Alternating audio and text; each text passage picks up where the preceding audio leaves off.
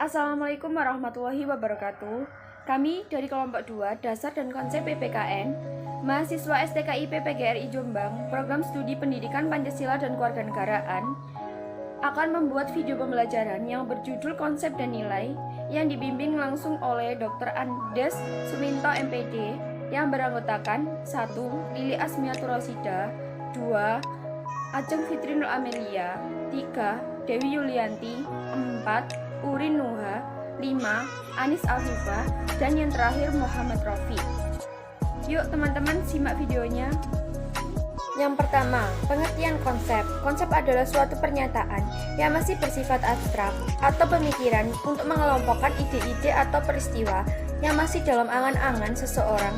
Dengan kata lain, konsep adalah suatu ide yang menggambarkan hubungan antara dua atau lebih fakta, seperti konsep kebutuhan manusia yang berkaitan dengan berbagai hal.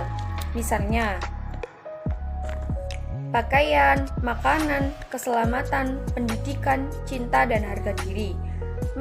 Meski belum diimplementasikan, konsep memiliki makna yang baik. Begitu pula sebaiknya, jika konsep tersebut bersifat negatif, maka juga akan memiliki makna yang negatif. Pengertian konsep menurut para ahli, yang pertama ada Sujadi. Menurut Sujadi, pengertian konsep adalah ide abstrak yang dapat digunakan untuk melakukan klasifikasi atau penggolongan yang pada umumnya dinyatakan dengan suatu istilah atau rangkaian kata atau lambang bahasa.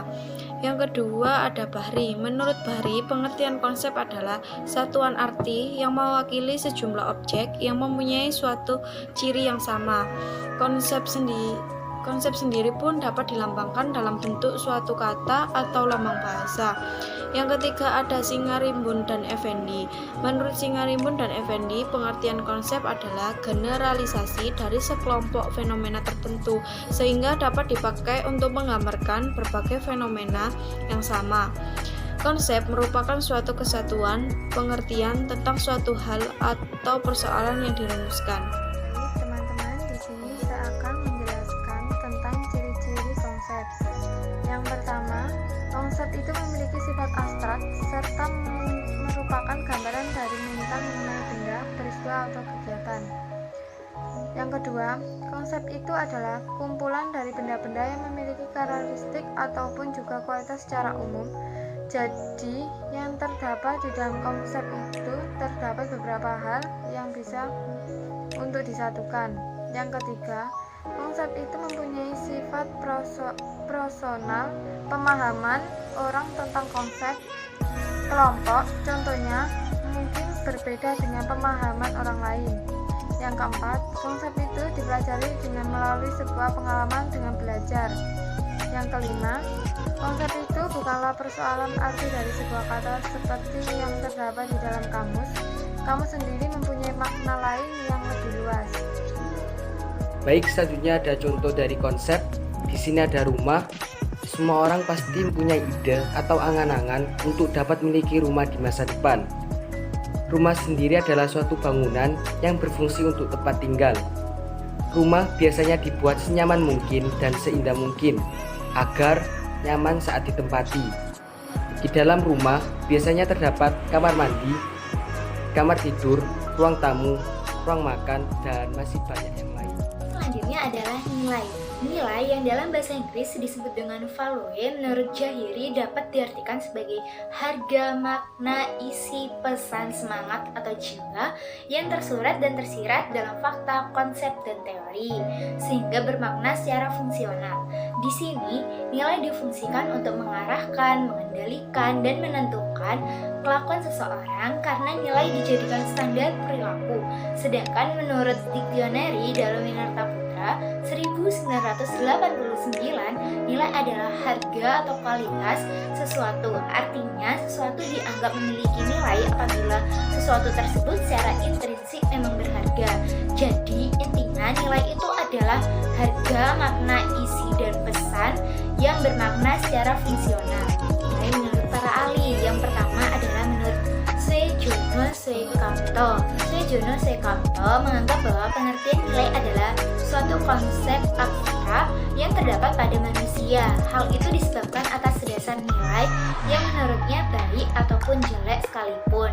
Dan yang kedua itu ada natonagono, mengartikan nilai adalah sekumpulan tindakan manusia yang tersusun secara sistematis dalam bentuk material atau non-material dengan kegunaan sangat penting untuk kemudian diterapkan dalam berbagai contoh kelompok sosial yang dilakukan dalam keseharian.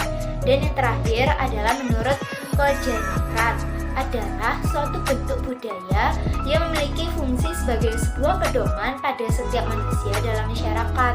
Bentuk budaya ini dikehendaki dan bisa juga dibenci tergantung pada anggapan baik dan buruk dalam masyarakat. Ciri-ciri nilai. 1.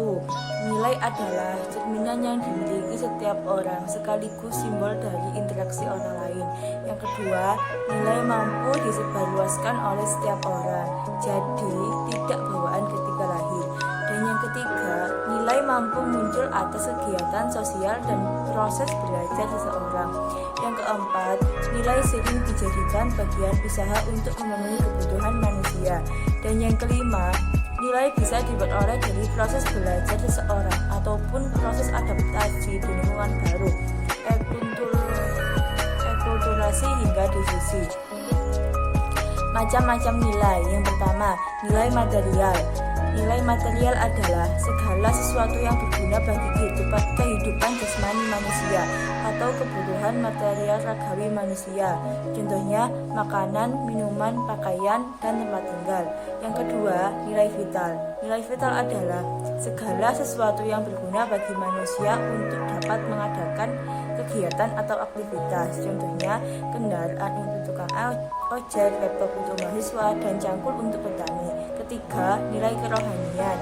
Nilai kerohanian adalah segala sesuatu yang berguna bagi rohani manusia. Contohnya sholat, mengaji, dan berzikir. Nah, gimana teman-teman, kalian udah simak videonya kan?